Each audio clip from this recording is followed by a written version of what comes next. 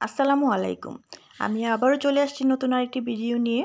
আজকে নিয়ে আসছি অল্প সময়ে কিভাবে ঝটপট নাস্তা তৈরি করা যায় এরকম একটা ভিডিও নিয়ে।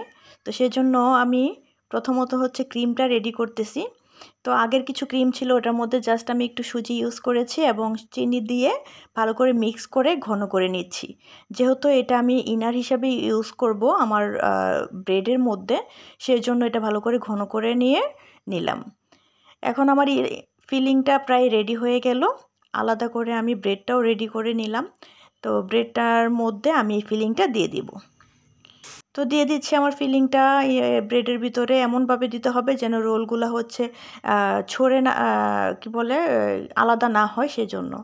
এখন আলাদা করে দুধটাকে জাল দিলাম, চিনি এবং অল্প একটু ক্রিম দিয়ে আবারও এটাকে ঘন করে নিচ্ছি। সেটা আমি রোলগুলোর মধ্যে দিয়ে দিলাম। তো হয়ে গেল আমার ঝটপট নাস্তা রেডি।